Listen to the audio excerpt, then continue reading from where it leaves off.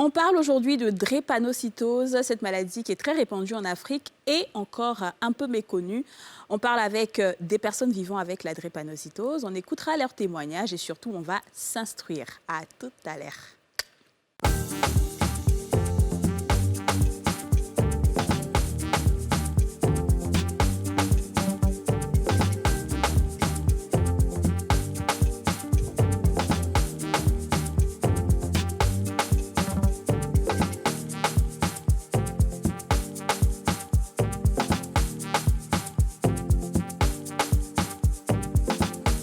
Dans le studio.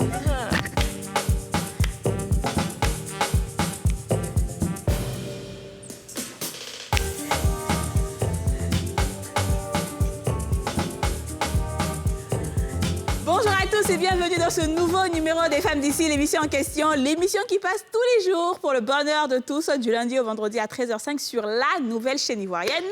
4 jeunes femmes, Aurélie Eliam, Yasmine Reda, Didja Soro et Kadi Touré. Comment ça va les filles? Ça va bien donc. On a le sujet. Bon, alors, déjà, il y a un truc, c'est que quand je devais m'habiller aujourd'hui, le styliste m'a dit de mettre ce chapeau-là avec la tenue. C'était vraiment bien. Et Yasmine a dit qu'elle ne peut pas me laisser seule porter un chapeau. Et il faut que j'ai un soutien institutionnel. Donc, Yasmine... Ça m'a une mère même. Yasmine a porté son chapeau. La mère. Elle a porté le chapeau même pour te dépasser. Elle est dessus, tout ça. Voilà, aujourd'hui, c'est le chapeau de la diablesse. Donc, erreur du sans tabou. Le gâtement gâté. Gâtement gâté. C'est les femmes d'ici. Alors, comment ça va les filles? Ça va très bien. Ça va. Hein? Aujourd'hui, on parle d'un sujet sérieux, mais comme les femmes d'ici savent si bien le faire, voilà, c'est de façon décontractée, ça ne fait pas pitié, rien ne fait pitié. D'accord, ici, chez les femmes d'ici, hein, on est toujours de bonne humeur. On va applaudir nos invités qui sont là. On a Priscilla Dossé. Priscilla, avec son style, elle aborde un beau style, ma chérie. J'adore, c'est bien. Merci. Fondatrice de l'ONG Drépano. Exact. Très bien. Donc, c'est Drépano. No. Genre avec No Way. Okay. Exactement. Très bien, super. Ah bah, si. Morel Adou Bosson, qui est étudiante. Ça va, Morel? Oui, ça va très bien. Qui est toute mignonne. Merci. Et Gada Kwaku Marie-Isabelle. Étudiante aussi. Et vous êtes toutes les trois Drépano. C'est exact. Très bien. Docteur Youssouf Diomandé, président de Le doc des l'association docs. bénévole. Docteur, ça va? Oui, ça va. T'es le seul homme parmi nous, mais t'es le médecin. Je suis honoré. Ouais. T'es Drépano? Non. Non, très bien, d'accord, il n'y a pas de souci. Alors les filles, moi, ce que j'ai envie de vous poser comme question, est-ce que vous connaissez un peu la maladie, vous avez vécu avec une personne qui l'a, vous savez comment c'est difficile? Je connais des personnes qui vivent avec la maladie. Ma petite sœur est drépano, mais elle n'a jamais fait de crise. Je pense qu'on l'a détecté drépano, mais elle n'a jamais fait de crise. Par contre, elle a horreur du froid. Elle ne supporte pas du tout le froid. Et bon, moi, je ne supporte pas le froid, mais je n'ai jamais fait de test pour savoir. Donc, peut-être qu'il faudrait que j'en fasse. Mais sinon, j'ai des amis, je connais des amis qui ont la maladie et les crises sont parfois très violentes. C'est douloureux, ouais. Yasmine? Ah non, moi pas du tout, je connais pas. Peut-être qu'il y en a, mais j'en ai jamais entendu parler, pour être honnête. Dis-nous, Yasmine, et toi? Aurélie, oui, j'ai un ami d'enfance qui est drépano, je crois SS. Mais par la grâce de Dieu, je pense que l'évolution de la maladie, en tout cas, les traitements ont évolué depuis des années. Il vit avec, même si c'est pas facile au quotidien, parce que c'est un type le type de drépanocytaire est plus élevé. Exact. Et mais bon, ça va, il s'en sort. Mais c'était pas évident, souvent dans le mois comme ça. Il pourrait faire une semaine à la maison, on le voyait pas et tout. Mais aujourd'hui, il s'en sort bien. Il vit aux États-Unis, donc je pense que les choses ont évolué quand même. Ouais. Ça, des Moi, dieux je guéris. connais parce que j'ai une cousine qui est décédée récemment, elle était drépanocytaire, Ah ouais, donc elle est carrément. décédée très jeune, je pense peut-être moins de la quarantaine en tout cas, mais elle faisait des crises régulièrement et tout. Donc on pourra en parler après de l'espérance de vie. Je connais aussi une autre qui fait pas la maladie, mais qui est SS et qui a dû du coup annuler son mariage avec un jeune homme parce que quand ils se sont rendus compte que lui aussi il est drépanocytaire, ils se sont dit que s'ils sont ensemble, ils auront des enfants. Oui. Alors qu'ils étaient fous amoureux l'un de l'autre, mais bon, ils ont dû annuler le mariage parce qu'il y a Wow. eu ça. Ah là Et là. je pense que c'était la bonne décision quand même, parce Ouais. que sinon, après, les enfants, ils naissent, ils sont victimes de C'est choses sûr, qu'ils n'ont pas exactement. demandé et puis ils vont souffrir pour C'est rien, sûr. quoi. Oui. C'est une affaire comme ça. Ouais, c'est très sérieux. Bon, moi, peut-être dans ses pieds, c'est même pas. Mais de toute façon, toi, tu as poutu là, je sais pas ce que tu Ah, d'accord. Sigui, Sigo. On va poser la question aux Ivoiriens. Aujourd'hui, on vous a demandé qu'est-ce que vous savez de la drépanocytose. On vous écoute.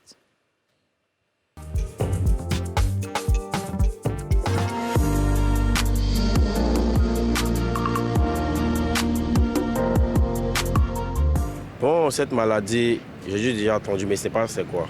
Je ne sais pas.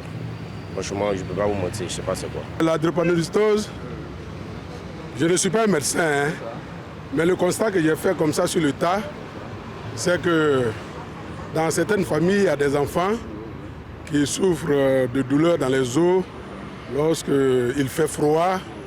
Et puis, c'est des enfants qui sont constamment malades. Ce sont des enfants qui sont constamment malades et qui ont besoin d'une prise en charge au niveau de leur santé de façon récurrente. Bon, et puis j'ai constaté que ces personnes-là même, généralement ne durent pas trop si les soins ne sont pas suivis. Voilà, mais sinon, je ne suis pas un médecin pour pouvoir diagnostiquer quoi que ce soit. C'est ce que je sais comme ça sur le tas. Je n'en sais rien de la dermatite. Vous n'avez jamais entendu cette maladie? Non, pas encore. J'en ai parlé de ça, mais je ne sais pas avec quel effet. Drépanocytose, ce que je sais de la drépanocytose, c'est une maladie du sang. Et ça se manifeste par ceux qui ont cette maladie-là. Ils ne supportent pas souvent la fraîcheur. Et puis c'est dans le sang, souvent c'est héréditaire. C'est héréditaire, donc bon, je ne sais pas si la médecine peut soigner ça. Hein. Mais ce que je sais de la drépanocytose, c'est un peu ça. C'est une maladie qui se transmet de père en fils. C'est lié au sang. Voilà.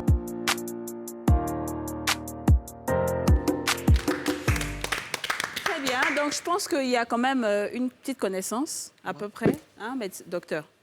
Je dirais pas vraiment. Pas vraiment. Pas vraiment, parce que effectivement aujourd'hui, sur le combat que nous menons, c'est de permettre aux gens en fait, de connaître la maladie. Parce qu'il n'y a pas assez d'informations là-dessus. Du coup, on ne sait pas. Combien de personnes font leur test pour savoir qu'ils sont drépanocytaires? Parce qu'après, vous avez raconté une histoire tout à l'heure de personnes qui se sont rencontrées et c'est après leur rencontre qu'ils se sont rendus compte effectivement qu'ils étaient drépanocytaires. Ils ont dû mettre fin à cet amour. Aucun d'eux ne fait la crise. Hein. Voilà. Donc, du coup, pourtant, c'est un examen simple pour trouver la maladie qu'on peut faire une seule fois dans la vie et c'est fini. Donc, je pense qu'il n'y a pas quand même d'informations là-dessus parce que sur les 3 personnes, on s'est rendu compte qu'il n'y a seulement qu'une personne qui a donné les réponses à peu près. Et l'autre, carrément, ne sait pas de quoi parle. Donc, avant de passer même au témoignage, moi, je vais te demander, c'est quoi la drépanocytose? En fait, la drépanocytose, c'est la drépanocytose, pardon. Alors, on dit la drépanocytose et une personne qui a ça, on dit elle est drépanocytaire. Elle est drépanocytaire. Okay. Voilà. C'est une maladie héréditaire. Quand on dit héréditaire, ça veut dire que ça se transmet des parents à la descendance. Ce sont les parents qui transmettent cette maladie à leurs enfants. Okay. Voilà. Donc, c'est une vieille maladie quand même parce qu'elle a été décrite depuis 1910 par un médecin américain, voilà, du nom de James Herrick, qui a découvert la maladie, qui l'a décrit et que c'est à partir de 1949 qu'on a fait la transmission des parents aux enfants a été établie. Okay. Donc, c'est pour dire que depuis longtemps, depuis 1949, on sait que les parents ont cette possibilité-là, parce qu'ils font la maladie ou pas, de transmettre cette maladie à leurs enfants. Donc, en résumé, c'est une maladie du sang qui est transmise des parents aux enfants. Et Quels sont les signes? Voilà, vas-y. Comment est-ce que ça se manifeste? Voilà, les signes. En général, comme on le dit, c'est une maladie du sang. Le premier symptôme qu'on connaît, c'est l'anémie. C'est ce que tout le monde sait. C'est des personnes qui seront chaque fois anémiées, mais il y a d'autres signes. Et c'est en fonction de l'âge de l'enfant. Je prends par exemple chez les nourrissons, ça sera ce qu'on appelle le syndrome pied-main. C'est-à-dire qu'ils auront les mains et les pieds qui seront tubéfiés, enflés, comme on le dit, avec des douleurs, avec des rougeurs. Et quand c'est l'adolescence, ce sont des enfants qui auront mal au ventre, ce sont les viscères. C'est là que la crise se manifeste le plus souvent. Sans oublier le fait qu'ils auront toujours l'anémie, qui est le signe commun à tous les drépanocytaires. Et quand on est à l'âge adulte, le plus souvent, ce sont les os. notamment les J'en os longs. pense que c'est un rhumatisme. Voilà. C'est ce qu'on appelle les crises vaso-occlusives. Mais non, moi, je me suis... bon, d'après les recherches que j'ai effectuées, on dit que c'est effectivement la maladie du sang. Ce sont les globules rouges. Parce que les globules rouges, normalement, elles sont rondes quand on regarde. Mais le drépanocytaire, les globules sont transformés comme si c'était des pics dans le sang. C'est comme des fossiles, c'est ça? Exactement. Mais en réalité, quand c'est à l'intérieur, c'est-à-dire que ça touche les os, ça fait mal, c'est ça? Comment ça se passe? En fait, les globules rouges ont une élasticité. C'est-à-dire qu'ils peuvent se déformer. Et lorsque la maladie, déjà dans la structure de la maladie, c'est la mutation, c'est parce que l'hémoglobine est constituée de ce qu'on appelle des acides aminés.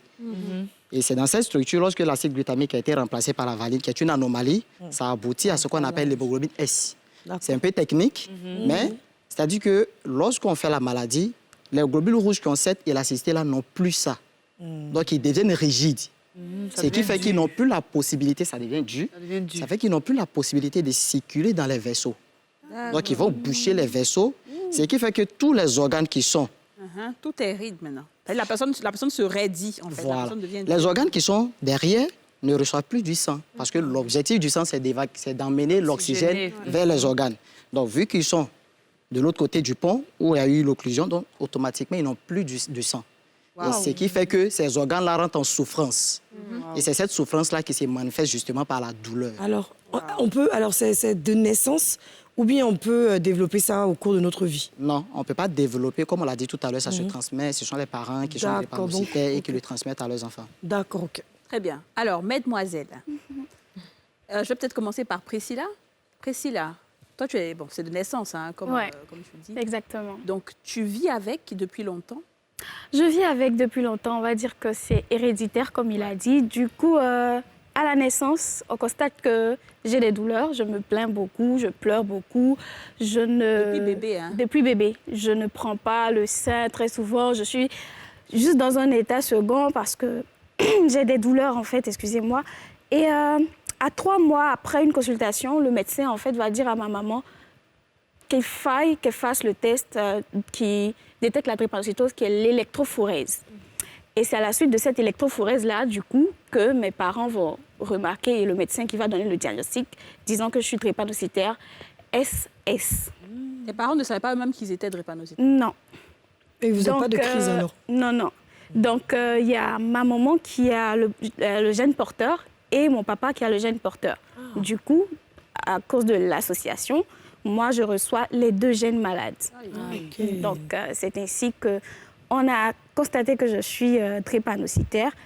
Et il a fallu donc beaucoup de soins intensifs pour permettre à ce que les douleurs soient stabilisées déjà.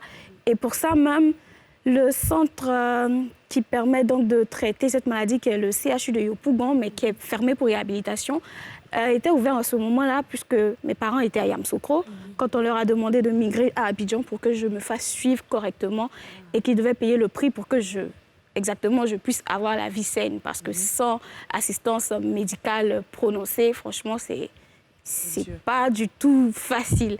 Et revenir à ce que le médecin a dit, c'est qu'il faut savoir que la déformation, en fait, du globule dans le sang va à un moment donné de la circulation sanguine s'agglutiner à certains endroits des vaisseaux sanguins. Quand tu dis s'agglutiner, ça veut dire quoi? S'agglutiner, ça veut dire en fait se rassembler quelque part, former un petit groupe, s'entasser. Du coup, ça bouche le vaisseau en question. Et en fait, à ce moment-là, les douleurs deviennent assez pénible. Ouais, j'imagine. Je ne sais pas comment expliquer ça, mais on aura l'impression soit de se sentir en train d'être poignardé dans le dos, dans les parties du pied, ou alors de sentir un gros poids sur soi. Et quand on avait dit, c'est comme si on sciait. Exactement, comme si on vous sciait ou comme si on vous broyait l'os. Ouais. Mais je ne veux pas faire peur à quelqu'un.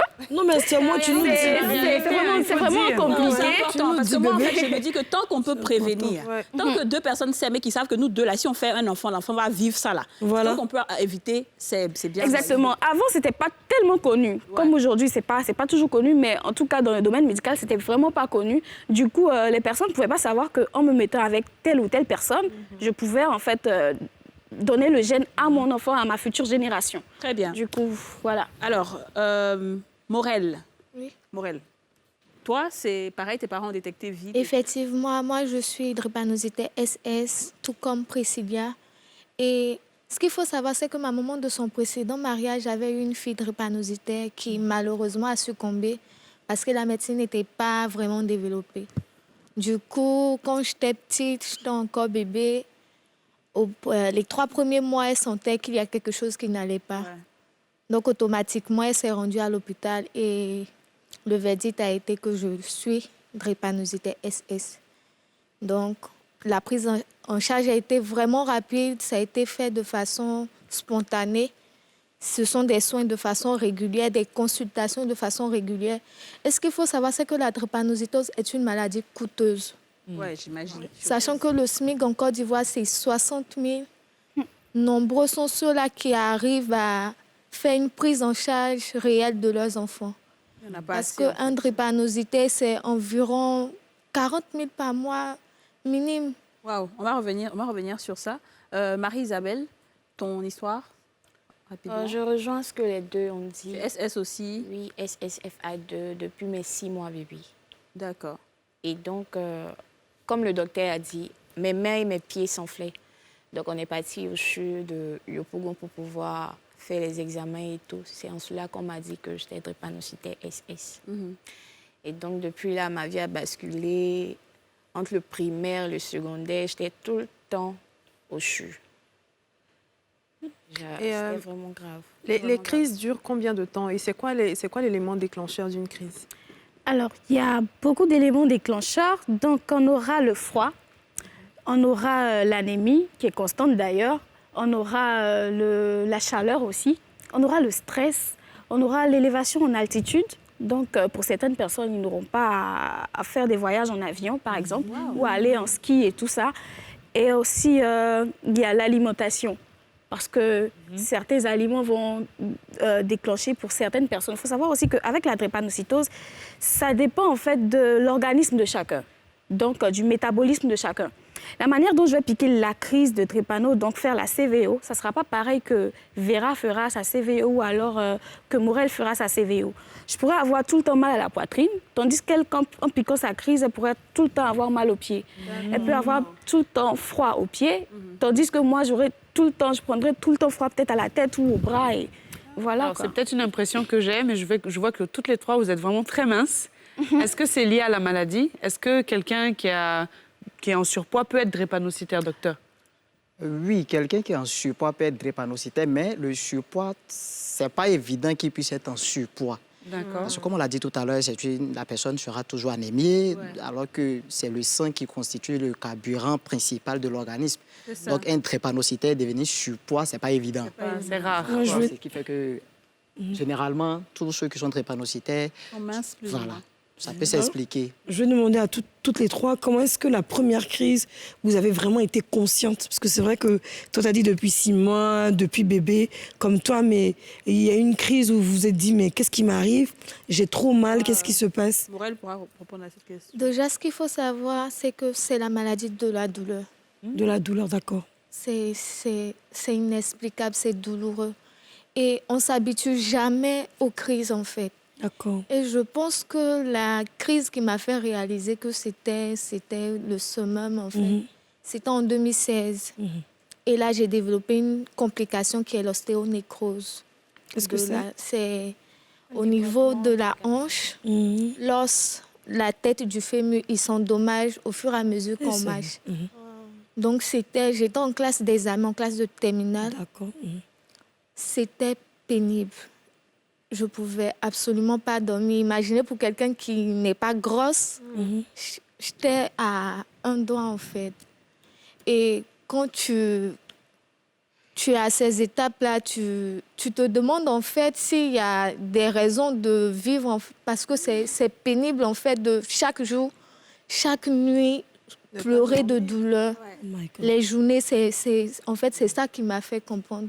Il y a un truc, d'accord. Les autres répondront à la même question, mais ce sera juste après cette pub. À tout de suite.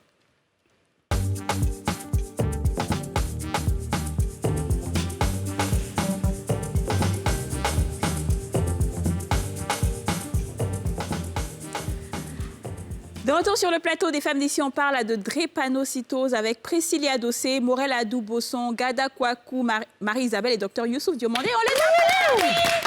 On les applaudit très fort parce que vraiment, elles ont accepté de venir parler avec nous de ce qu'elles vivent au quotidien. Et avant de partir en pub, Yasmine avait posé une question sur la première crise. J'ai vraiment été consciente. Marie-Isabelle. Moi, la crise qui m'a le plus touchée, c'était après mon BTS. C'est-à-dire quand j'ai eu mon BTS en 2017, j'ai eu une crise vraiment très aiguë. Ce qui m'a amenée au CHU, j'ai fait pratiquement 2 mois au CHU. Wow. Et en plus de ça, j'avais un palud aigu. Wow. Donc imaginez les douleurs et tout. Je ne suis pas grosse, donc j'étais vraiment très maigre avec les os qui étaient sortis et tout. Et il faut dire aussi, quand tu es en crise, l'urine est comme la couleur, je peux dire, d'un coca ou bien du sang. C'est noir. Oui, wow. Donc à chaque fois, il fallait que les médecins viennent me regarder et c'est comment que... Et puis, je vais avoir amélioration et tout. Il fallait dire que là, j'ai failli passer le cap. Wow. Et le médecin même était obligé de me dire, c'était un médecin camerounais qui me suivait, que si ce n'est pas la grâce de Dieu, franchement, je n'allais pas m'en sortir. Et après ça, j'ai voulu postuler un peu partout pour travailler, mais là, maintenant, j'ai un handicap, comme elle a dit. J'ai aussi l'ostéonécrose. Et il me faut une opération depuis... Ça fait 3 ans que j'ai. Et donc, je ne peux pas travailler et tout, ça me bloque pratiquement. C'est vraiment très, très... Ça veut dire que tu ne peux pas marcher longtemps, c'est ça? Je ne peux pas marcher longtemps. Je suis obligée d'utiliser la béquille. Le médecin va vous expliquer le deuxième pied aussi est en train d'être touché. Donc le médecin va vous expliquer pourquoi cette maladie vient se greffer en fait aux personnes. Le deuxième pied aussi oui. est en train de te fatiguer? Pareil. Donc on me demande une opération de 5 millions. 5 millions, d'accord. Depuis maintenant 2 ans. Ok. Dis-nous. Alors moi, c'est depuis petite, depuis mon CP2. En rentrée, je me rappelle, on avait déménagé, on est arrivé à Ancré et un soir de classe, j'ai commencé à sentir des douleurs dans le bras. Donc pour moi, c'était juste parce qu'on avait fait la vaccination 1 semaine avant, mais la douleur ne descendait pas. Et j'avais tout le temps mal jusqu'à ce qu'à un moment donné, je ne puisse pas supporter la douleur. Et quand on est allé à l'hôpital, on ne disait pratiquement rien. Mais j'étais là-bas pendant pratiquement 1 mois, 2 mois et demi. Et c'était tellement compliqué. Et il faut savoir que chez les drépanocytaires, il y a des examens qui se font, mais on ne verra pas qu'il y a l'anomalie tout de suite. Parce que c'est caché. Donc ça sera peut-être à des phases terminales ou, comme elles ont dit, pour l'ostéonécrose et tout. Et le médecin, à 3 semaines après une radiographie, a trouvé que l'os était perforé. Donc l'os était perforé et on disait que la drépanocytose avait joué et tout ça. Du coup, j'avais le bras plâtré. À ce moment, je me suis dit, bon, je ne suis pas comme les autres parce que déjà, avant, quand on me disait ne joue pas trop, ne cours pas trop, ne fais pas ci, ne bois pas glacé, j'en avais marre. Je me disais, mais mes parents, en fait, ils ne m'aiment pas apparemment. Je ne comprenais pas parce que j'étais encore enfant. Ouais. Mais à ce moment-là, savoir que toute mon année devait se passer à l'hôpital et chaque fois retourner à l'hôpital, c'était devenu pénible. Et je me rappelle, les injections qu'on nous fait sont tellement fortes, et le docteur pourra vous le dire, que très souvent, quand la crise est assez, il y a une injection qu'on fait pour carrément tuer en fait, la douleur, le muscle ou les os. Donc c'est compliqué. Et pour un enfant de 5 ans, 6 ans, supporter ça déjà à l'hôpital, il fallait très souvent, quand on venait m'injecter, que je morde le doigt de mon papa pour pouvoir en fait supporter la douleur. Lui aujourd'hui il ne se rend pas compte, mais je lui ai expliqué ça une fois parce que ça m'a tellement marqué. Mais en même temps c'est accompagné de traumatisme parce que chaque crise a son scénario. Chaque crise a son scénario. Ouais. Donc le docteur, tu nous diras pourquoi est-ce que c'est quoi la maladie? L'ostéonécrose. L'ostéonécrose. Pourquoi ça se greffe? En fait, la drépanocytose, lorsqu'on est drépanocytaire, il y a ce qu'on appelle les complications. Et les complications sont à plusieurs niveaux.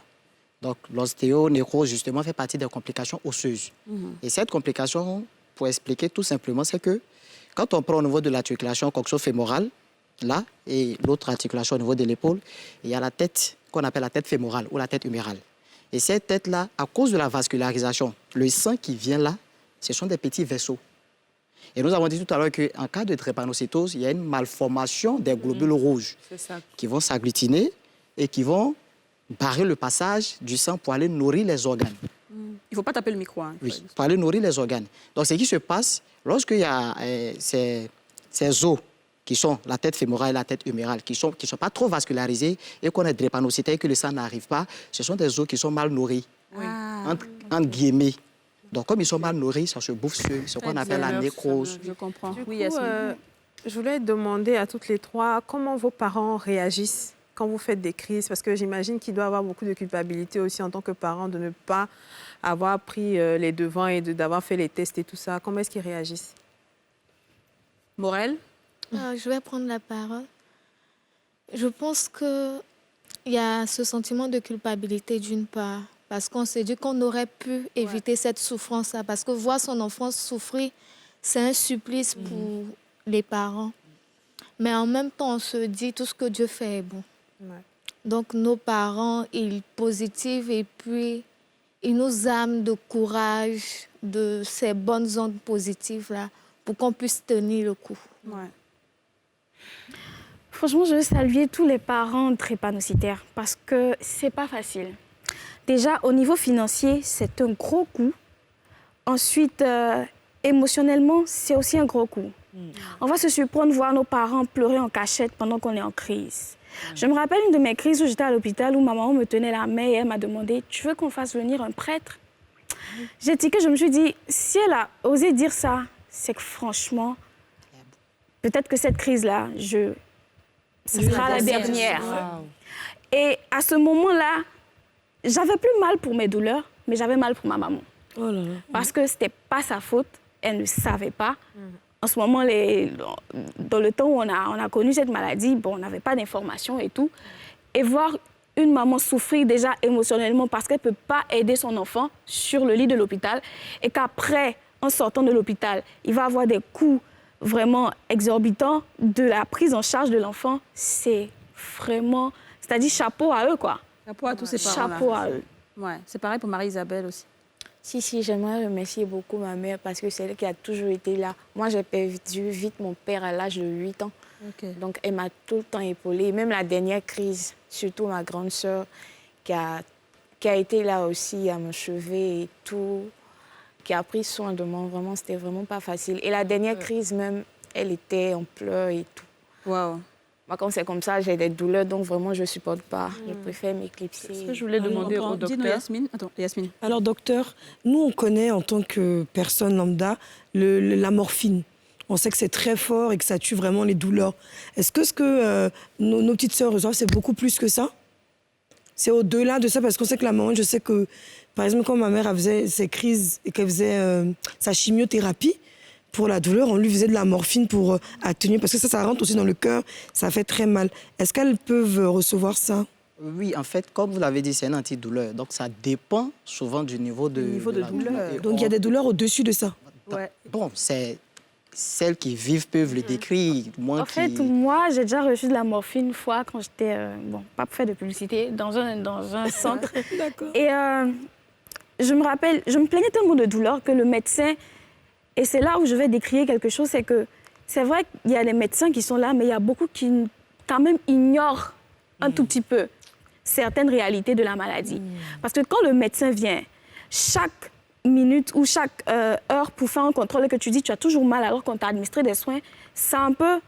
Tu trouves pas que tu te plains un peu trop, toi? Tu trouves pas que tu es un peu agaçante? Mais en fait, c'est pas ça. Moi, je souffre, en fait. Ouais. Je souffre, j'ai des douleurs, j'ai très mal. J'ai besoin qu'on me soulage. Parce que déjà, puisque le corps n'est pas oxygéné, j'ai besoin d'oxygène.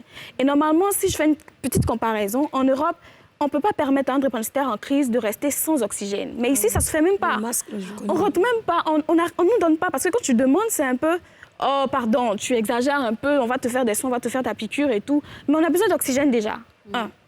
Et après, quand on se plaint des douleurs, c'est vraiment de savoir ce que la personne a. Jusqu'à ce que quelqu'un qui était dans le domaine vienne en fait de garde. Et gloire à Dieu, ça m'a sauvée. Quand elle est rentrée, on lui a expliqué, elle a dit, mais non, il fallait en fait prendre de la morphine en fait pour tuer la douleur. Et c'est là qu'on m'a injecté de la douleur. C'est ce que je voulais dire tout à l'heure. La morphine n'est pas, comme on le dit, c'était pas automatique. C'est pas dès que vous arrivez, vous avez la douleur, on donne la morphine.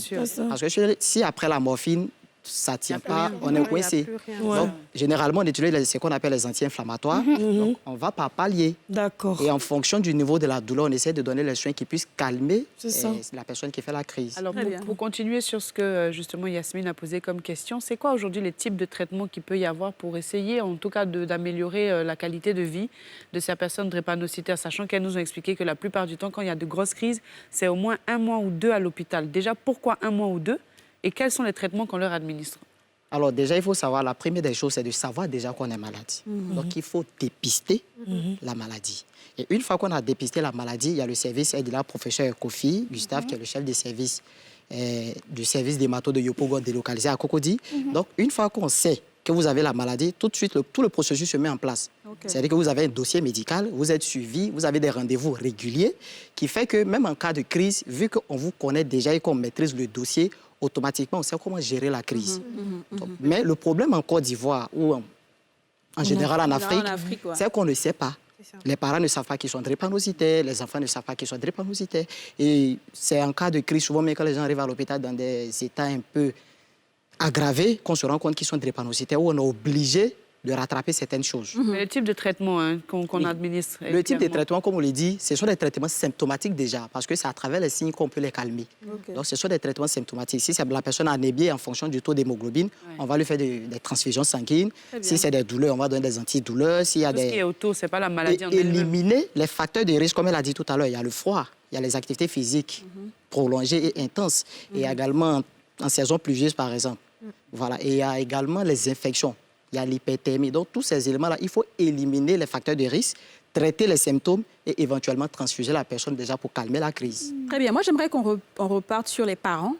Il y a des parents qui ne savent pas qu'ils sont drépano. Oui. D'accord? Oui. Alors, si toi, tu es un parent, que tu ne sais pas que tu es drépano, c'est ce qu'on appelle AS. C'est ça? Donc, je prends un exemple. Je suis AS, mais je ne le sais pas. Oui. Je peux avoir des enfants avec un homme qui n'est pas du tout drépano, et mon enfant va porter aussi mon gène. Alors, j'explique. C'est-à-dire que c'est 2 personnes qui se mettent ensemble pour faire un enfant. Oui. On suppose que vous êtes AA et moi, je suis AS. Oui. Si on se met ensemble et qu'on fait un enfant, vous allez donner 1 à l'enfant et moi, je vais donner 1 à l'enfant. Si je donne le A et que vous donnez le A, l'enfant n'est pas drépanocytaire. Si vous donnez le S et que moi, je donne le A, ils sont AS. C'est ce qu'on appelle la forme asymptomatique. Moi, ça, moi, je n'ai pas bien compris. Je reprends. Bon, ça veut dire que moi, j'ai ça. Ça va être dans mon sang. Maintenant, toi, tu n'as pas. Et puis, on s'en fait enfant. L'enfant va sortir comment? Vous prenez, je prends 2 doigts. C'est des gènes qu'on appelle les gènes AA, les gènes AS, etc. Non, c'est les gènes non, mais ça fait on est à l'école. Je prends 2 doigts. C'est pourquoi je prends 2 doigts. Oui. AA, AS. AS, oui. AA veut dire quoi? Que tu es en bonne santé. Que tu es en bonne santé. Donc, lui qui est en bonne santé, et puis lui qui n'est pas en bonne santé, les deux vont ensemble. Ils accouchent l'enfant. L'enfant sort comment? L'enfant va, ça dépend. C'est ce que je vais expliquer maintenant. C'est-à-dire que les 2 A que vous avez, vous pouvez transmettre un A à l'enfant. En bonne santé. En bonne santé. Et le père qui a AS peut transmettre un A à l'enfant. Donc l'enfant soit avec quoi? AA. Qui n'est pas malade. Mais vous pouvez transmettre le A à l'enfant. Et moi qui avais AS, moi je vais transmettre le S à l'enfant. Donc l'enfant sort AS. Il est drépanocytaire. Tu ne peux pas choisir en avance, tu ne peux pas savoir en avance. Maintenant, quand 2 personnes de AS se rencontrent, ce qui se passe, c'est que toi tu peux transmettre le S, moi je transmets le S. Donc l'enfant sort AS. Donc SS, pardon. Tu as vu là maintenant, ça t'a mélangé. Il fait la maladie. Ou bien il peut sortir AS, ça dépend. Donc l'enfant sort SS, donc il fait la maladie. Parce qu'il faut savoir qu'il y a 2 formes. Il y a la forme asymptomatique, c'est-à-dire vous avez la maladie, mais vous ne faites pas de signes. Et puis il y a la forme maladie, qui est SS, vous faites la maladie. J'ai envie de demander... Pardon, docteur, mais quel est le rapport entre le froid et puis la drépanocytose? Parce qu'on dit que quand il fait froid, là, ça ne va pas. En fait, quand il fait froid, le problème, c'est que l'hémoglobine S est sensible au froid. Donc, quand il y a la fraîcheur, surtout le froid humide, ça commence à perdre son élasticité. Donc, il devient rigide. Et c'est cette rigidité qui est à l'origine de toutes les crises. Est-ce que c'est assimilable à la douleur qu'on a le rhumatisme? Bon, ceux qui font la maladie pourront les comparer, mais la douleur, c'est au-delà. Voilà, c'est au-dessus. Qu'est-ce que les filles disent? Je dirais que c'est plus grave que le rhumatisme. C'est plus grave, c'est clair. Ma fille, c'est ça. Hein? Je crois que dans mes recherches, quand je lançais l'ONG, avec des discussions avec des médecins, des gens du corps, ils disaient que les douleurs étaient assimilable à des douleurs d'accouchement. Ouais. Donc, très, très, très élevé au niveau des contractions. Donc, imaginez-vous être enceinte et d'avoir des contractions assez élevées. Donc, c'est ce que vous dit le dernier stade de la contraction. La douleur peut aller au-delà de ça. Hein. Comme je l'ai dit, c'est la personne qui vit la douleur vraiment qui peut décrire ce que se passe. En fait. Mais c'est des douleurs terribles. En tant que SS, est-ce qu'il y a la possibilité d'avoir des enfants? Oui, elle peut avoir des enfants, mais c'est sûr déjà que l'enfant qui viendra avec AS. Parce qu'elle ne peut que transmettre que le S. Ouais. Donc, si elle est avec quelqu'un qui est AA, donc c'est clair que l'enfant sera forme asymptomatique. Et en termes d'espérance de vie? En termes d'espérance de vie, il faut dire que les drépanocytaires peuvent vivre longtemps à condition que ça soit dépisté très tôt et que le suivi commence très tôt. Si c'est un enfant, par exemple, à 6 ans ou un nourrisson chez qui on découvre tout de suite la drépanocytose et que la prise en charge commence, on arrive à maîtriser les choses en fait. Mais un nourrisson qui a le syndrome des pieds-mains et qui est peut-être dans un village à 300 km d'Abidjan, on ne sait pas, il n'y a pas de test, c'est difficile qu'à cause de la crise répétée et surtout à cause de l'anémie, parce que ça veut dire que vous n'avez pas assez de sang. Et souvent, l'anémie peut aller jusqu'à 5. Donc ça veut dire que c'est une anémie grave. Donc il faut faire une transfusion sanguine. Bon, s'il n'y a pas de transfusion sanguine dans ces conditions, c'est clair que... Deux petites questions. En termes d'anémie, il nous arrive souvent, les femmes qui avons nos règles, nos périodes, nos menstrues, d'avoir des coulées de sang très abondantes. Donc, on nous donne un médicament qui a un peu le goût du sang, là. Le petit sirop, façon, qui a un goût de sang. Voilà, un truc comme ça. Mais donc, est-ce que, par exemple, dans leur cas, elles ne devraient pas prendre ça tous les jours pour... Oui, dans leur prise en charge, elles diront elles doivent prendre ça tous les jours, ça peut calmer. Supplémentation déjà... Et puis, moi, ma deuxième question, c'est pour les trois.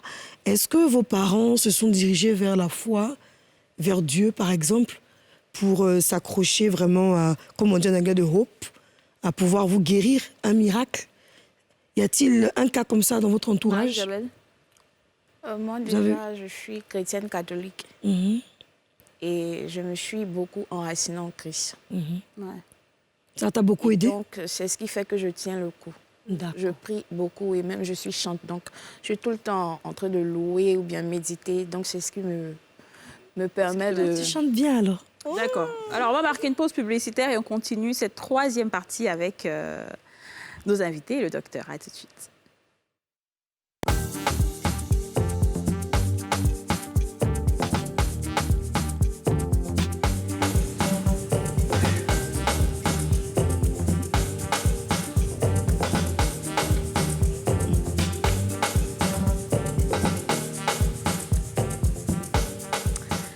Merci de suivre la nouvelle chaîne ivoirienne. On parle de drépanocytose. Aujourd'hui, nous sommes avec Priscilla Dossé, Morel Adou-Bosson, Gada Kouakou, Marie-Isabelle et Dr Youssouf Diomandé. Ce que moi, j'ai envie de savoir tout de suite, c'est est-ce qu'on peut guérir de la drépanocytose? Comme on l'a dit tout à l'heure, en fait, on n'en guérit pas. On n'en guérit jamais. On n'en guérit pas parce que c'est une maladie héréditaire, donc on est avec. Et on vit avec. Il faut apprendre à vivre avec et être suivi. Ça permet d'augmenter l'espérance de vie. Waouh. Et du coup, je voulais vous demander, c'est quoi le coût du test de l'électrophorèse? Et pourquoi est-ce qu'il n'y a pas de campagne de sensibilisation ou de dépistage gratuit pour les populations, vu qu'il n'y a pas beaucoup d'informations disponibles pour... Franchement, merci pour ta question. Alors, le test, il faut dire que ce n'est pas cher du tout. D'accord. Ce n'est pas cher du tout, mais en même temps, ça dépend du centre qui réalise l'examen. Comme on a dit, c'est l'électrophorèse de l'hémoglobine qui permet de dépister la maladie. C'est pas cher et ça dépend, ça peut aller de 5 000 oui, on prend du sang et on fait les examens. Un bilan sanguin, en fait. Ça peut aller de 5 000 francs à 10 000, 25 000, en fonction du laboratoire et du standard du centre dans lequel on le fait. Mais ce qu'il faut dire, c'est qu'il n'y a pas assez de sensibilisation parce qu'il y a une telle méconnaissance de cette maladie que les personnes même qui en vivent ne sont pas prises en compte, d'abord du point de vue familial ou sur le lieu de travail. Voilà, tout à l'heure, on a eu l'occasion où on était assis. La climatisation était telle qu'elles ont commencé à ne plus supporter. Donc, on a dû éteindre la climatisation pour qu'elles puissent supporter, en fait, parce que la fraîcheur commençait à être... Bon, nous, on a des collègues souvent qui n'aiment pas climatiseur. Il y a un collègue souvent qui a climatiseur, vraiment, elle se plaint. Ça se fait un peu partout. Non, quand elle fait le test, non. Pas forcément cher, mais seulement que les gens... Mais je sais que vous êtes président d'un réseau de médecins volontaires. Est-ce que vous, à votre niveau, vous prévoyez faire ce genre de campagne-là pour vraiment sensibiliser les populations? En fait, ça fait partie de nos objectifs, justement, la promotion de la santé et la sensibilisation de la population. Parce que, ce sont comme on le dit, il faut prévenir.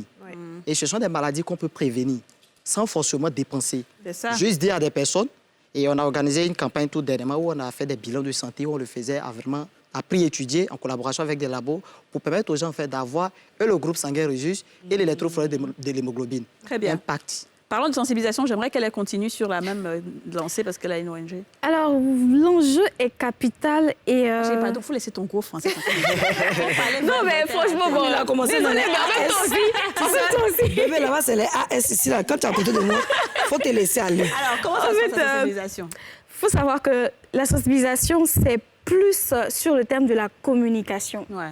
La communication sur ce que c'est que la maladie de la drépanocytose, la communication sur ce que vit le patient. Ouais. Et nous, à l'ONG Drépano, ce qu'on veut, c'est vraiment à partir d'un récit de vie, c'est-à-dire à partir de témoignages de personnes qui vivent la chose, qu'on souhaiterait sensibiliser et qu'on sensibilise. Parce que nul ne peut pouvoir en fait donner des solutions si ce n'est celui-même qui vit la chose en réalité. Et on a remarqué que beaucoup de gens ne prennent pas la parole parce que c'est stigmatisant. C'est blessant. Vu par la société, c'est diminuant très souvent. Oh non. Et beaucoup de personnes ne veulent pas forcément apparaître en caméra, dire ce qu'ils ressentent. Et on a remarqué aussi qu'il y a un soutien psychologique qui a été laissé. Parce qu'après les douleurs, ce qu'on vit en société nous met un peu à l'écart. Ouais. Parce que ce qu'on veut, c'est d'être des personnes qui ne sont pas diminuées, en fait. On veut être comme tout le monde. On veut qu'on nous accepte comme tout le monde. Et on souhaiterait avoir aussi des conditions dans chaque domaine, surtout dans le domaine comment on appelle ça, je ne vais pas dire entrepreneuriat, plutôt professionnel, pour nous aider, en fait, à pouvoir vivre, en fait. Et aujourd'hui, elle a donné son cas.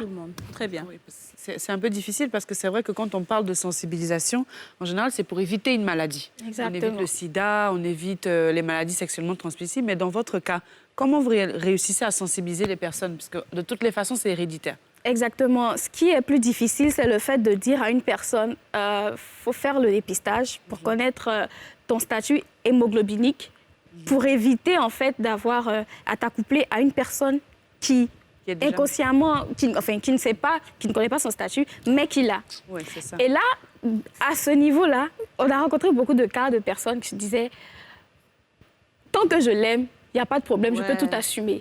Mais on oublie quelque chose. Aujourd'hui, déjà même avec la cherté de la vie, prenons juste un petit exemple, la cherté de la vie, parce que après les médicaments, il y a l'alimentation qui va suivre. Je ne peux pas payer la consultation qui est peut-être de 15 000 francs par consultation et qui va dépendre même des cliniques. Là encore, on est au public. Après ça, quand je vais prendre l'ordonnance et les examens qui sont obligatoires à faire comme les examens de sang, qui sont obligatoires pour contrôler le taux d'anémie, je ne m'en sors pas. Et comme elle a dit, le SMIC est à 60 000 francs. Donc, je sors de l'hôpital avec 60 000 francs comme ordonnance et prescription d'analyse à faire. Il n'y a pas de prise en charge enfin, je sais pas, comme par exemple quand on a un cancer ou un truc, il n'y a pas de prise en charge, non? Non, il n'y a pas de prise en charge. Et j'aimerais ajouter qu'en Côte d'Ivoire, 12% de la population est porteur de la drépanocytose. 12%, c'est quand même ça. Et ça, c'est pour des personnes qui sont allées à l'hôpital. Ah ouais, ça, c'est pas ça. Et un enfant drépanocytaire sur 3 n'aura jamais l'âge de 5 ans. Ouais. Okay. Ce sont des réalités. Okay. Et notre combat aujourd'hui, c'est de lever le voile sur cette maladie, en fait. Parce que ce qu'il faut savoir, c'est qu'un drépanocytaire, ce sont des complications, des AVC, de l'ostéonécrose, des ulcères des jambes. Il y en a tellement. Ulcères. Oui. Vous faites des assurances, non? Il y a des assurances qui... Oui, il y a des assurances qui vont couvrir et ça dépend. Pour souscrire à une assurance aussi, il faut payer. Parce que ça dépend aussi des assurances. Oui, c'est vrai, mais quand même, je pense que l'assurance, ça couvre. Enfin, après, sauf s'il y a des assurances qui disent... Sauf s'il y a des assurances... Non, même pas ça, un couverture universelle. Sauf si, en fait, certaines cliniques disent, bon, écoute, si tu es drépano, nous, on ne te prend pas dans notre assurance parce qu'on sait que tu vas toujours aller à l'hôpital. Exactement. C'est pas la même chose, tu vois, comme ils le font pour certains diabétiques et tout. Mais sinon, une assurance, c'est 150 000 francs l'année et tu es couvert à 80%. Donc, exactement. Je pense que c'est mieux. Non, ma fille, mais désormais, à cause de toi, nous autres, là, on nous drague tous les jours. Chapeau ou pas chapeau, français est bon, français n'est pas bon, on nous drague. Donc maintenant, celui qui vient me draguer, il n'a qu'à avoir ses 100 000 pour aller faire son test. J'ai fait pour moi. 5 000 ça. 5 000 francs. 5 000 francs. Tu veux le faire On s'en fait le test de drépano. Voilà. C'est-à-dire que maintenant, avant même de rentrer dans une relation, avant de se marier, c'est ça le plus important. Avant de se marier avec quelqu'un, là, va, dis-lui, toi, tu es quoi, toi, tu es quoi. Allons faire le test. C'est ça, les examens prénuptiaux. Tonton Lilou qui est au quartier. Tonton Lilou qui a la Mercedes, 2 jours, quand il s'assoit, il dit la froid. Un peu seulement, ses pieds lui font mal. Un peu seulement, ses pieds enflés. On ne sait pas pourquoi ses pieds enflés. Donc, Lilou va aller faire son travail. J'ai bouffé son argent dont il voulait, tu vois. Alors, j'aimerais qu'on continue un peu avec le côté assurance et tout pour voir comment les gens peuvent s'en sortir. Docteur, est-ce qu'il y a des assurances qui refusent des personnes drépano? En même temps, dans le domaine de l'assurance, ce sont des commerciaux. Ouais. Voilà, c'est du business, ils font. Donc, c'est clair que en face d'une personne, peut-être, comme vous l'avez dit tout à l'heure, qui va payer 150 000 francs l'année et qui va se rendre à l'hôpital peut-être 4 fois par mois. 4 fois par mois. L'assurance aussi essaie de... C'est là que le rôle étatique rentre en jeu. C'est là que l'État réagit pour dire, effectivement, il faut une assurance spéciale peut-être pour tous ceux qui sont drépanocytaires, pour leur prise en charge, ou peut-être une collaboration avec le service d'hématologie pour leur faciliter la tâche. Je sais que le professeur fait déjà beaucoup, mais c'est jamais suffisant. Il faut aller encore de l'avant, il faut travailler sur les tests pour proposer quelque chose quand même de plus spécifique à ceux qui ont cette maladie-là. Parce que, comme je l'ai dit tout à l'heure, lorsque la maladie est dépistée très tôt et que le suivi est bien fait, c'est clair qu'on peut avoir même plus de 50 ans avec sa maladie sans problème. Ouais. Voilà. Ça, c'est bien. Mais aujourd'hui, vous êtes à combien de crises, on va dire, par mois ou par trimestre ou... Marie-Isabelle, t'as pas trop parlé? Moi, j'ai tout le temps mal. Tout le temps, Vu tous mon les jours. handicap, là. Ah oui. J'ai toujours mal. Même là. Bon, là, ça va. Là, on n'a pas mis de clim, là. Il n'y a pas longtemps que j'ai piqué une crise, même après 2 semaines de prière. Donc, quand je suis revenue à la maison, dans ces temps pluvieux, là, j'ai piqué une crise. Mais quand tu es dans la prière, tu n'as pas piqué de crise. Mais... Bon, non, ça allait. C'est les derniers jours que j'ai piqué des crises. Donc, je ne pouvais pas chanter et je suis rentrée à la maison. Mais après ça, là, j'ai eu une grave crise. Du coup, comment ça se passe dans vos relations amoureuses? Est-ce que vous avez quand même des copains J'avais le regard de Marie. Des copains qui comprennent votre... Ou bien il y en a qui vous ont quitté à cause de ça, ou bien il y en a qui sont quand même compréhensifs. Expliquez-nous un peu comment ça se passe. Alors, petite anecdote. Il y a un jeune homme qui s'intéressait, donc qui courtisait, qui s'approchait. Mais c'était difficile de lui dire... Au tout départ, je suis drépanocytaire sur le coup. Parce que pour les éventuels dragueurs et pointeurs qui sont arrivés, je lançais ça au visage. Et on a trouvé que j'étais un peu trop choc et trop méchante en même temps parce que ça freinait. Il fallait que Priscilla arrête, relativise, c'est la vie. Mais en même temps, je ne peux pas me mettre à une personne pour m'amuser, c'est pour le long terme. Du coup, quand tu viens, il faut que je prenne mes précautions et de savoir avec qui je marche. Voilà. Et le dernier en question, avec qui, voilà, on est amis, c'est resté en amitié, voilà, pour des raisons autres. Il a accepté. Bizarrement, il a accepté. Et il a même fait son test qui m'a... J'étais vraiment contente pour cette relation parce que je me suis dit, ah ouais, donc il y a des personnes qui peuvent comprendre, qui peuvent accepter même d'aller jusqu'à faire leur test pour prouver que voilà... Les vrais hommes. Exactement, merci. Vous les vrais hommes, je vous salue. Et oui, il a fait. Et après, bon, c'est resté... C'est resté comme ça. Il n'a pas voulu. OK, Marie-Isabelle, et toi? Lui aussi. En matière de relation, moi, je fais une pause parce que c'est pas trop... Je me dis que c'est pas trop la priorité. C'est pas grave, mais tu fais une pause, mais tu en as eu avant. Elle a pointé, ma fille. Oui, mais bon, c'était pas des relations solides. Le sang de Jésus sur eux. Donc, tu fais une pause pour l'instant. Oui. Jusqu'à ce que tu trouves le prince charmant qui viendra, le vrai homme. En matière de relation, vraiment, je sais pas quoi dire parce que j'ai pas d'antécédents, en fait. Non, tu connais rien. Voilà. Bien, ma fille. Non, mais en fait, toi... Ou bien c'est pas papa et maman réel. Non, c'est pas ça. J'ai compris, c'est bon, on a tous compris. C'est très bien. C'est très bien, ma chérie, c'est bon. On ne revient plus là-dessus. Voilà, c'est très bien, OK? Reste comme ça. Voilà. C'est bien, ma fille. C'est bien, on passe à autre chose. Alors, oui. Non, il ne faut pas rentrer dans le clan de Yachou. Non, on a bien compris. Je comprends. Parce que le truc, c'est quoi? C'est pas qu'on veut pas se laisser aborder ou... Parce que j'ai vécu ça. J'étais vraiment dans mon coin. Je voulais personne. Eh Dieu. Sincèrement, je voulais personne, j'en avais marre parce que je me disais, déjà, je ne suis pas en paix avec moi-même, j'arrive pas à m'accepter parce qu'il fut un moment où j'acceptais pas. C'était un blocage pour moi de savoir qu'à un moment donné, des personnes allaient m'approcher pour parler de vie sentimentale, mais que j'allais avoir un frein parce que, étant malade de la drépanocytose. Ma fille, non, on fait rien, ça, Abidjan. Non, mais en fait, quand tu dis que tu as vécu ça, c'est pas ce qu'elle est en train de dire. Je comprends quelque part. C'est pas qu'elle veut. Il faut laisser Ma fille, où sois elle est. bénie. Toi-même, tu devais être chante à l'église. Il faut laisser ça où elle est Tu as comme pris ta ça. caméra pour aller chanter à l'église. Parce que si elle chante, l'onction va vite tomber. Hein. En fait, quand elles ont vécu, elles vivent la maladie. Ouais. Et on s'est dit que c'est une maladie qui est transmise des parents aux enfants. Donc elles se disent quelque part que, vu que je fais la maladie, si je me mets avec quelqu'un, on va avoir des enfants forcément. Et quand on aura des enfants, ces enfants vont faire la maladie. Alors, moi, Il faut prendre tout ça en compte. Moi, ce qui fait que ça peut les fatiguer ma souvent. cousine, comme je dis, qui a perdu la vie, elle a un enfant. L'enfant n'est pas malade, son mari n'est pas malade. Mais malheureusement, effectivement, l'autre enfant n'a pas survécu, en fait. N'a pas survécu tôt. Enfin, voilà. Donc, je pense qu'effectivement, même quand tu portes même la grossesse, tu es beaucoup plus fatigué qu'une personne normale. Tu as l'impression qu'il te faut du sang à tout moment et tout. C'est Donc, de c'est vraiment l'énergie tout aussi, ça. de s'occuper d'une Tu penses à relation tout amoureuse. ça et puis tu te dis, bon, finalement... Mais je me dis que l'acte aussi même peut Est-ce être que un les problème. enfants, deux enfants d'un couple malade, blessés comme il y a ça, un qui peut être malade et l'autre va être bien portant? Ou tous les enfants du couple seront malades? Bon, c'est ce qu'on n'a pas forcément, c'est ce qu'on a dit tout à l'heure. Ça dépend du niveau. Vous pouvez dépend du être croisement, SS. oui. du croisement. Des gènes. Si deux personnes qui sont SS se mettent ensemble, c'est clair que tous les enfants de cette union-là seront SS. Donc, ils vont faire la maladie. Ouais. Mais puis, vous devez avoir des hommes très doux aussi. Parce que pour nous, c'est pas bon. On n'a pas ça. Pendant la grossesse, déjà, une femme qui est enceinte, l'enfant qui est en train de se former a besoin, elle est déjà anémie à cause de la grossesse. Donc, quand la grossesse se met chez une personne qui est déjà anémie avant, c'est comme si vous êtes, entre guillemets, 2 fois anémie. Donc, c'est des grossesses à risque aussi. Forcément. C'est la grossesse à risque. Forcément. Alors, je connais quelqu'un, enfin, avant de faire l'émission, je parlais avec quelqu'un qui a sa femme qui est drépano, mais elle est en France, qui est décédée aussi, malheureusement, et qui disait que c'est parce qu'elle est en France qu'elle a atteint 45 ans et que si elle était en Côte d'Ivoire, ça aurait été moindre.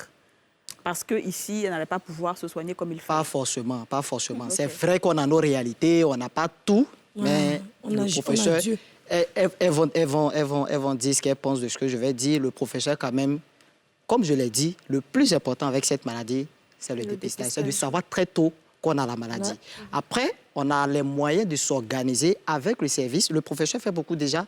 Voilà, il y a certaines consultations qui ne sont pas payées.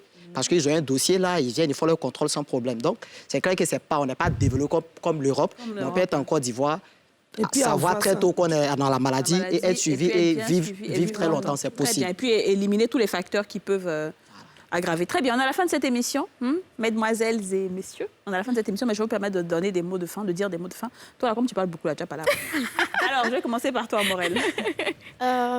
Déjà, merci pour cette lucane. Ouais. Et ce que j'aimerais dire aux gens, c'est que la drépanocytose est une maladie réelle. Ouais. C'est une maladie qui se diagnostique. Il faudrait que chacun puisse faire des tests prénuptiaux et des tests prénatales également. Très bien. Il faudrait également que nos autorités puissent en faire une priorité de santé parce que les malades en souffrent, les parents subissent également et c'est pénible. Très bien. Donc voilà, j'incite tout le monde à nous aider dans cette lutte contre la drépanocytose. Merci beaucoup, Morel. Dis-nous. J'aimerais tout d'abord dire merci aux femmes d'ici que vous êtes et vraiment apporter mon soutien à toutes ces personnes drépanocytaires qui n'ont pas de soins appropriés. Vraiment que Dieu se souvienne de vous. Amen. Et demander aussi aux autorités de nous venir en aide comme mon ami l'a dit. Morel l'a dit. Voilà. Très bien. Dis-nous, ma chérie. La star. C'est qui parle beaucoup. Je vais dire que, déjà, merci. Ouais. Merci parce que c'est bien d'avoir des chaînes qui permettent qu'on puisse s'exprimer et ça fait office de plaidoyer. C'est ça. Et vraiment, comme elles l'ont dit, je continue dans la même veine, que nos autorités jettent un regard sur ce problème qui doit être pris en considération et pour qu'on ait aussi des campagnes de sensibilisation telles au niveau du sida, comme le paludisme, le cancer, pour que ce soit vraiment connu et donner la latitude à toute la population de pouvoir se faire dépister pour qu'on puisse voilà, avoir une génération sans drépanocytose. Super. Docteur, je finis par toi. Alors, merci beaucoup déjà pour l'invitation. J'avoue que j'ai reçu l'invitation hier très tard. Ouais. Donc, j'ai dû travailler sur mon programme pour être là aujourd'hui parce que quand même, c'est un sujet qui est très important. Ouais. Il faut que les gens sachent, surtout se faire dépister. Et j'aborde dans le même sens qu'elle pour dire qu'il faut sensibiliser. Et c'est ce que nous faisons au réseau des médecins volontaires, c'est d'organiser des campagnes de sensibilisation. Et surtout, on ne s'arrête pas là, on propose des dépistages en collaboration avec des laboratoires où les gens viennent, ils font les tests.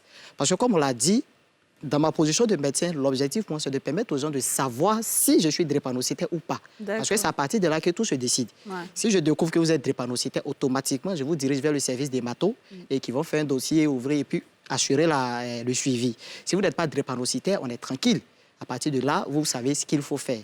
Donc, c'est de faire des campagnes de sensibilisation. Et surtout, je remercie NCI qui nous donne cette occasion, à travers votre émission, justement, de parler de cette maladie et permettre à tout le monde de pouvoir vraiment savoir de quoi il est question. Très bien. En tout cas, merci beaucoup. Merci. Moi, je vous souhaite beaucoup de bonheur, beaucoup de force, beaucoup de courage. Merci. Et je vais dire à tous ceux qui nous regardent, ils n'ont pas choisi d'être drépanocytaires, donc donnons-leur beaucoup d'amour, donnons-leur de la considération, donnons-leur du respect. Il ne faut pas qu'on leur ferme des portes, que ce soit dans le domaine professionnel, dans le domaine familial. Il faut se dire que c'est quelqu'un qui n'a pas choisi. Et quand tu n'as pas choisi, tu n'as pas le choix. Donc, c'est vers nous que ces personnes-là peuvent se tourner. Il ne faut pas qu'on leur donne dos. L'État de Côte d'Ivoire, s'il vous plaît, pensons à ça, quoi. Hein? Et l'émission est finie, oh! Bye bye!